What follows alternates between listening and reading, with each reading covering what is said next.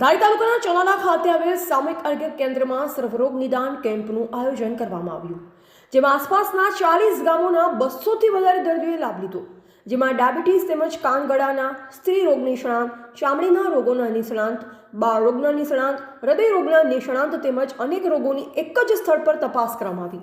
આ સમગ્ર આયોજન ડોક્ટર MP સોલંકી સાહેબ તેમજ અમરેલી શાંતાબા હોસ્પિટલના તજજ્ઞ ડોક્ટરો દ્વારા આયોજન કરવામાં આવ્યું હતું। રિપોર્ટર બિપિન રાઠોડ, જિલ્લા બ્યુરો ચીફ, અમરેલી। સરકારશ્રીના આયુષ્માન ભવ પ્રોગ્રામ અંતર્ગત આજ રોજ તારીખ 30/1/2025ના રોજ ચલાલા સામૂહિક આરોગ્ય કેન્દ્ર ખાતે એક સર્વરોગ નિદાન કેમ્પનું આયોજન કરવામાં આવ્યું છે।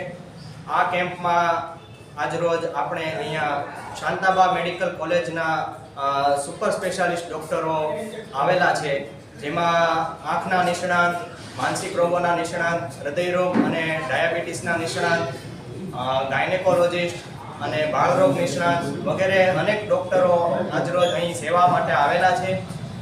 તો ચલાલા અને તેની આજુબાજુના ગ્રામજનોને અને દરેક દર્દીનાયકને આ સેવાનો ખૂબ જ સારો એવો લાભ મળી રહ્યો છે।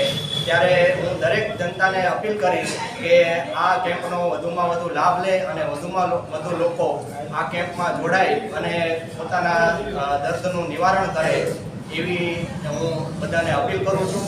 અને આ સરસ મજાના કેમ્પનું જે આજે આયોજન થયું છે તે બદલ હું શાંતાબા મેડિકલ કોલેજના જે ડૉક્ટરો આવેલા છે એ અને અમારો અહીંયાનો CHCનો દરેક સ્ટાફનો હૃદયપૂર્વક આભાર માનું છું। સાહેબ, વધુ સારવાર માટે કયા પ્રકારની વ્યવસ્થા કરવામાં આવી છે?